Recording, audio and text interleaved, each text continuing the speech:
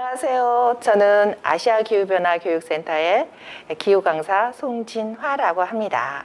오늘은 실내 공기와 그 오염에 대해서 알아보고 그 실내 공기 오염을 저감시키는데 어떤 것들이 있는지 알아보면서 저감시키는데 한몫을 하고 있는 식물에 대해서도 오늘 알아보기로 하겠습니다.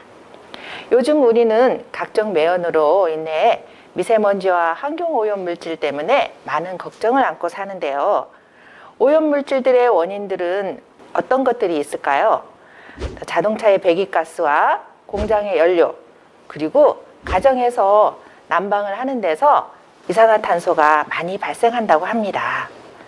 뿐만 아니라 냉장고의 냉매제와 그리고 반도체를 세정하는 데 쓰이는 프레온가스와 그리고 또 소들이 트림을 하거나 방귀를 낄 때 나오는 메탄가스도 심각하다고 하죠.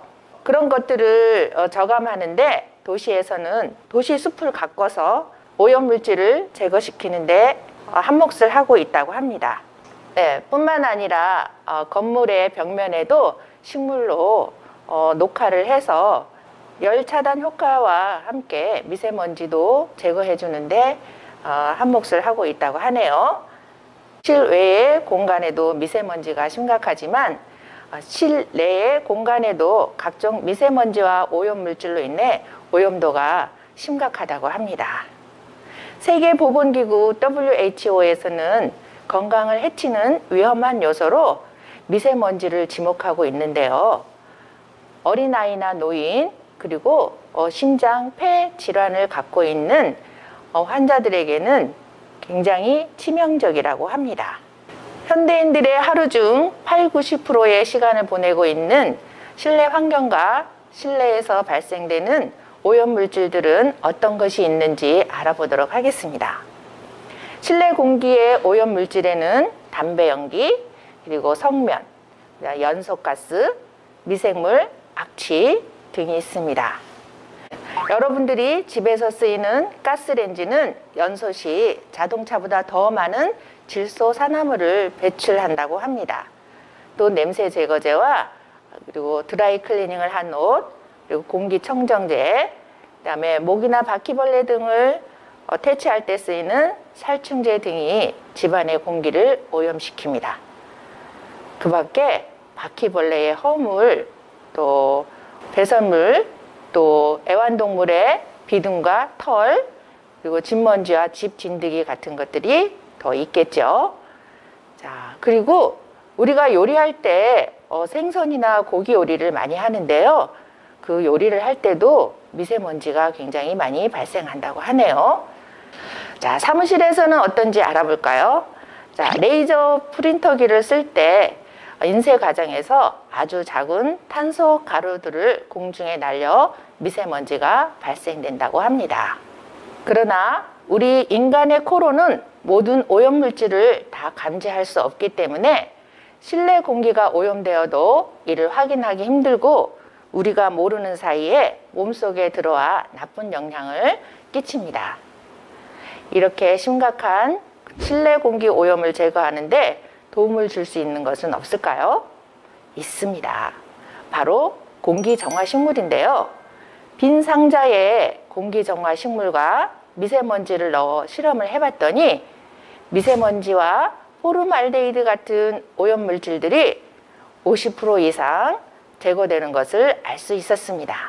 뿐만 아니라 아토피를 유발하는 톨루엔이나 벤젠 등의 휘발성 유기화합물도 50% 이상 감소했습니다.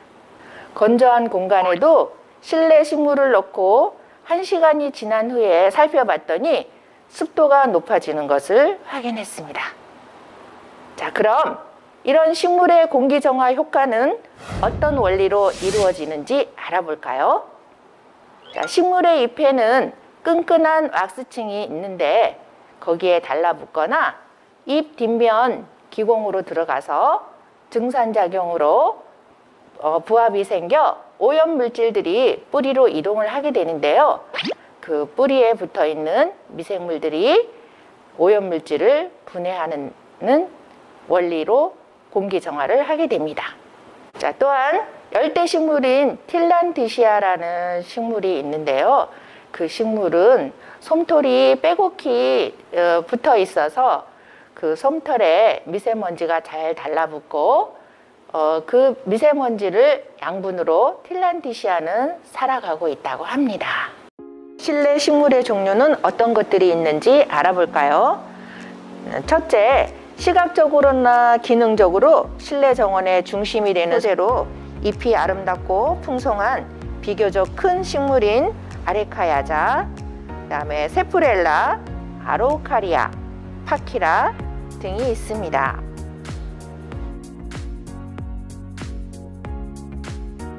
자, 이런 잎이 넓은 떡갈 고무나무인데요.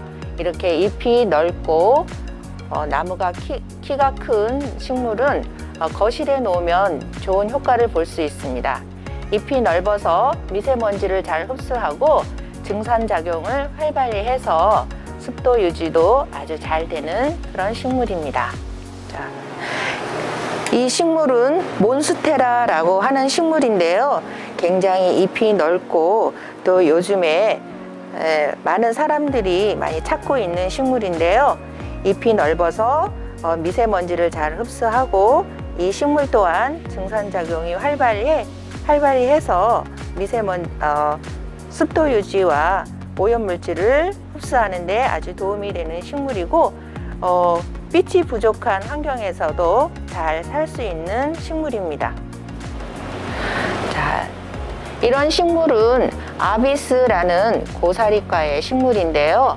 고사리 종류는 굉장히 실내에서 키우기 쉽고 증산작용도 활발히 하며 습도 유지를 시키는 데 아주 도움이 되는 식물입니다. 네, 공기정화 식물도 공간별로 적절한 공간 배치를 하는 게 좋은데요.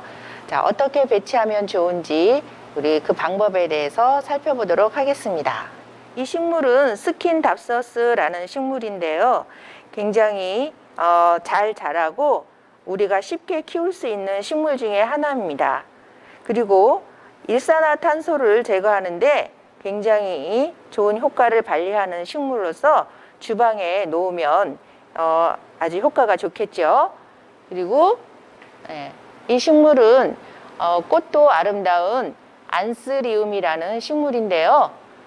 꽃도 예쁘지만 이 식물 또한 주방에서 우리가 일산화탄소를 많이 흡수하는 데 도움을 주는 식물입니다. 자, 이 식물은 로즈마리라고 하는 식물인데요. 자, 꽃도 예쁘게 피어 있지만 이 식물은 허브의 일종으로 이 식물을 손끝으로 이렇게 만져주면 그 향이 우리에게 전달이 되는데요. 그 향을 맡으면 기억력을 증진시켜주고 집중력을 높여주는데 효과가 있다고 합니다. 그리고 옆에서 자, 물속에서도 우리가 쉽게 잘 키울 수 있는 개운죽이라는 식물인데요. 이것도 공부방에 놓으면 아주 좋다고 합니다. 그리고 제주도에서 자생하는 팔손이 나무라는 게 있는데요. 그 나무는 실내 식물로서도 굉장히 좋은 효과를 발휘하고 있고 또 공부방에 놓으면 증산작용도 활발히 해서 수험생들이 편안하게 할 수 있는 음이온도 많이 발생한다고 합니다. 자, 오늘은 실내 공기 정화 식물에 대해서 지금까지 알아봤는데요. 그 식물을 우리가 꼭 키우도록 실천을 해야 되겠습니다. 그리고 식물을 키우는 데에는 화분이 필요한데 그 화분을 꼭 돈을 주고 사지 않더라도 주위에서 볼 수 있는 여러 가지 재활용품을 이용해서 식물을 가꿀 수 있는 좋은 방법들이 많으니까 여러분들 한번 아이디어를 내보시기 바랍니다. 그리고 이 편에서는 그 재활용을 이용해서 우리가 화분을 만드는 것을 여러분들에게 소개를 할 예정입니다. 자, 이것으로 1편을 마치겠습니다.